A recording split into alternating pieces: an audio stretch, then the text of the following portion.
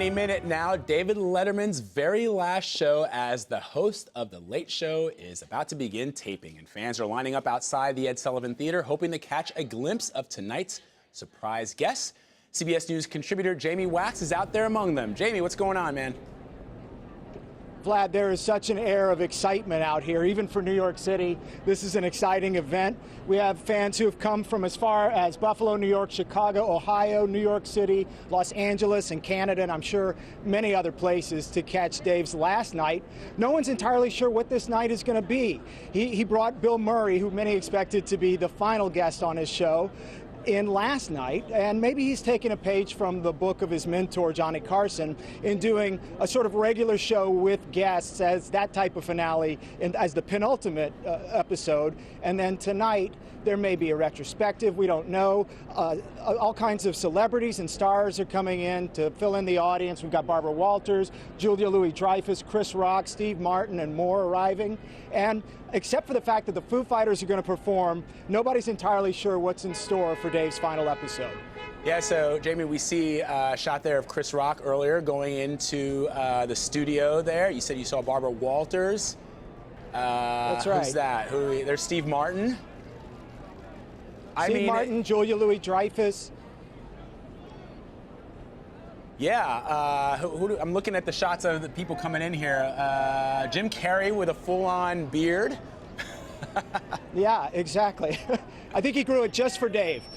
I don't know, Jamie, if you caught some of the very sentimental farewells that the other late-night show hosts have been doing in respect, as a form of respect for Dave. But I really loved Jimmy Kimmel's speech, and I didn't realize, I believe, as you well know, that all of these hosts that are now on late night TV owe a debt to David Letterman, because he basically, there's Les Moonves, our boss.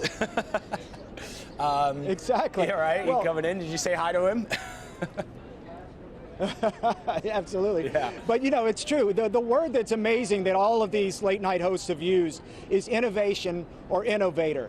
You and I are close to the same age, and we have the same experience as kids growing up. Dave Letterman changed popular comedy. He made a style of comedy that was only done in locker rooms and among friends, of pointing out things that were stupid or unintentionally bad in pop culture. He made that a mainstream style of comedy.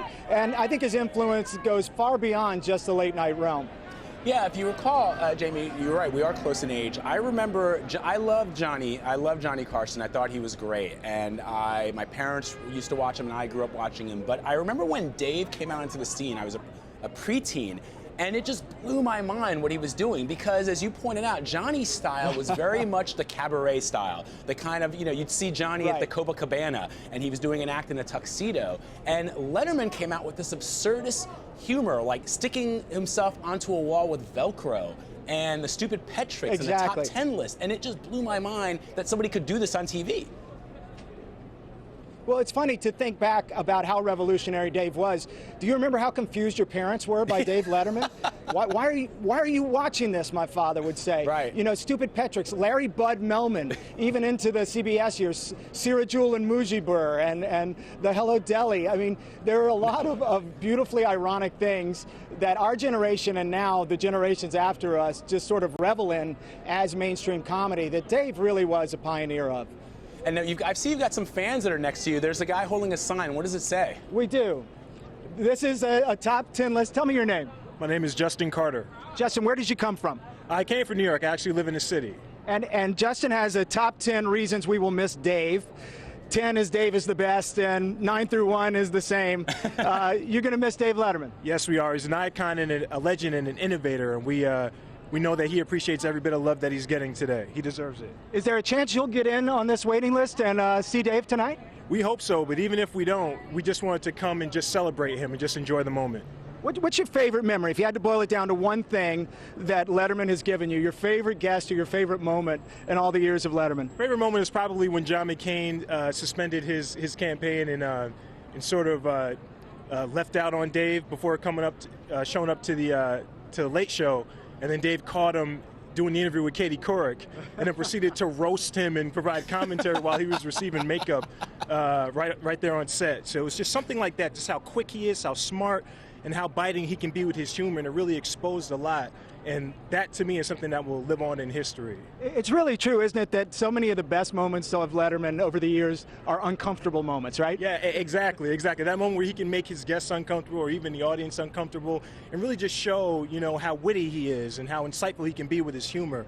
Those are things that no one else can provide in the comedy landscape today. And everyone who's in the comedy landscape, they studied at the School of Letterman. So we really want to celebrate him and just congratulate him on all his success over the years. Fantastic. Well, good luck getting in tonight. You certainly deserve it. I want that guy to be the man on the street, Vlad, for anything we ever pull off from New York, please. Just exactly what we always want as reporters, Jamie. Somebody who can explain succinctly why it is they're standing out there, But he points out something really interesting, right, which is that, Dave not only could make his guests feel uncomfortable, there was a sense, as Jimmy Kimmel pointed out, that he was uncomfortable. And my favorite scene is when Drew Barrymore, went topless on the show, where she showed him what was underneath her T-shirt, and the look on his face, I'll never forget it. It was absolutely priceless. Absolutely. It was fantastic. He took those little moments on Carson with animals or when something accidentally inappropriate was said, and he managed to make an entire show out of it, I think. He took that moment you kept waiting and watching for and made it a richer environment for comedy. And also, it's interesting, Jamie, when we talk about the decision, it seems obvious now in the 21st century in 2015, but back when Dave got the job, I think, like you pointed out rightly, that our parents and a lot of other people in America were like, who is this guy? He's unpolished. I mean, when was the last time you saw Dave in a tuxedo, right? The way we remembered Johnny Carson and before him, Jack Parr. I mean, he was, and so credit to those executives who said, let's take this guy and give him this national platform and see what he does with it. They clearly saw something that perhaps a lot of other people didn't. No question. I mean, it's really a funny thing to sort of wrap your brain around the fact that Dave Letterman and his style of comedy has become the mainstream. And now people are pushing the envelope in all other kinds of ways, but that would not be possible without Dave. As you mentioned, so many tributes. Jon Stewart, fantastic tribute. Conan O'Brien, some beautiful words for Dave, who of course was his predecessor. Really just very clear what an impact this man has made in 33 years in late night alone, but even with his bizarre daytime show before that and his stand-up on Carson, he really has made an impact on comedy in general. All right, Jamie, we're going to check back with you. I know you're going to be out there, and let us know, obviously, if anybody else comes in. And we know that the musical guest will be the Foo Fighters. That's one of his favorite bands. You haven't seen any other musicians, have you? We haven't seen any other musicians yet. There's speculation the Foo Fighters might play Beatles style outside here over the Ed Sullivan Theater marquee. That's an exciting thing guests do sometimes. So we'll keep an eye out for that. But we know that Dave Grohl and Dave Letterman are both very close and important to each other. Of course, the Foo Fighters made their first national television appearance on The Late Show, and they were the first band to play when Dave came back from his heart surgery. So there's a special relationship there. Beyond that, there's a lot of speculation, and we can talk about that next.